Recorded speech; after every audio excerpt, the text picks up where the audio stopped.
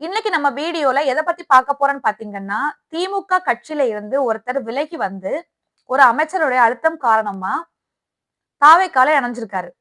அவர்கிட்ட நீங்க தாவேக்கால இணைஞ்சத பத்தி என்ன நினைக்கிறீங்கன்னு சொல்லி கேட்கும்போது, என்ன சொல்றாருன்னா, எனக்கு தாவேக்கால இணைஞ்சது ரொம்பவும் பெருமையா இருக்கு. ஏன்னா, எல்லா கட்சியிலும் இளைஞர்கள் இருக்காங்க. ஆனா, தாவேக்கால இருக்கக்கூடிய இளைஞர்கள் வந்து ரொம்ப எழுச்சியோட இருக்காங்க. எந்தவித ஒரு காசையோ, ஒரு பிரதிபலனையோ எதிர்பார்க்காம அவ்வளோத்துக்கு பாடுபடுறாங்க. இந்த மாரி இளைஞர்கள் வந்து எங்கேயுமே இருக்க முடியாது. தாவேக்கால இருக்கிற மாதிரி எங்கேயுமே கிடையாது அப்படின்னு சொல்லிட்டு சொல்றாரு. அதனால இந்த கட்சியில நான் சேர்றது எனக்கு பெருமையா தான் இருக்கு அப்படின்னு சொல்றாரு. அது மட்டும் இல்லாம 40 வருஷமா உயிராகவும், உணர்வாகவும் இருந்த திமுக கட்சிய விட்டு வெளிய வர்றது உங்களுக்கு உறுத்தலா இல்லையான்னு சொல்லி கேட்கிறாரு. அதுக்கு அவர் என்ன சொல்றாருன்னா, "உறுத்தலா தான் இருக்கு. 40 வருஷமா நான் திமுகல பயணிச்சிருக்கேன். ஆனா, வேற என்ன பண்ண முடியும்? வேற வழி கிடையாது. அடுத்த ஸ்டெப் எடுத்து வைக்கணும்னு சொன்னா, எனக்கு எந்த ஒரு ரெகக்னிஷனும் கிடைக்கல எனக்கு. எனக்கு வந்து என்ன ஒரு இதுவும் கிடைக்காதப்போ, நான் எதுக்காக அங்க இருக்கணும்? எனக்கு இங்க வந்து நான் கிடைக்காதது எல்லாமே எனக்கு இங்க கிடைச்சிருக்கு." அப்படின்னு சொல்லி அவரு சொல்றாரு. அங்க கிடைக்காத எனக்கு இங்க குடுத்துருக்காங்க. இத வந்து நான் என்னோட உழைப்ப வந்து முழுசா குடுத்து, நான் இந்த தாவேக்காவினுடைய தலைவருக்கு உண்மையா, விசுவாசமா இருக்கணும். இந்த வெற்றி வாய்ப்ப நான் பயன்படுத்தி எம்.எல்.ஏ ஆகி, என்னுடைய வெற்றிய வந்து சமர்ப்பிக்கிறது தான் என்னுடைய முழு லட்சியமா இருக்கும் அப்படின்னு சொல்லிட்டு சொல்றாரு. இதுல எந்த ஒரு மாற்று கருத்தும் இல்ல. ஏன்னா, என்ன நம்பி இவ்வளவு பெரிய பொறுப்ப தாவேக்கா தலைவரும், புஷி ஆனந்த் அவர்களும் குடுத்திருக்காங்க. அவங்களுக்கு என்னுடைய முழு உழைப்பையும் குடுத்து, அவங்களுக்கு வந்து பெருமை சேர்ப்பது தான் என்னுடைய முழு வேலையா இருக்கும் அப்படின்னு சொல்லி சொல்றாரு. இனி எனக்கு தூக்கம் என்பதே கிடையாது. இந்த தேர்தல் முடியிறது வரைக்கும் நான் வந்து ராத்திரி பகல்னு பார்க்காம நான் பாடுபடணும். அப்பதான் வந்து எனக்கு வெற்றி கிடைக்கும். மாவட்ட செயலாளர் அருண்ராஜ் அவர்கள் அவ்ளோ பெரிய உழைப்பாளியா இருக்காரு.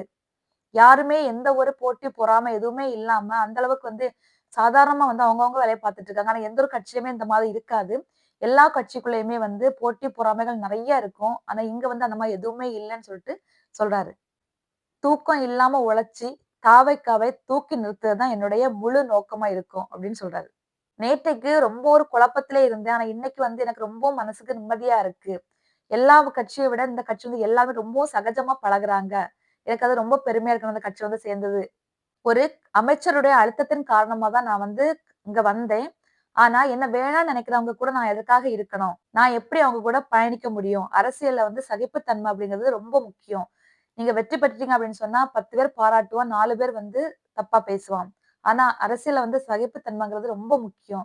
அது வந்து தானாகவே வந்துரணும். அந்த 4 பேர் திட்டுவான் தெரியுமா? அந்த 4 பேர் திட்டுறவன மண்டையில ஏத்திக்கிட்டேன்னு சொன்னா நம்ம அரசியல் பண்ண முடியாது அப்படின்னு சொல்லிட்டு ஒரு தெளிவான ஒரு விளக்கத்த குடுக்குறாரு.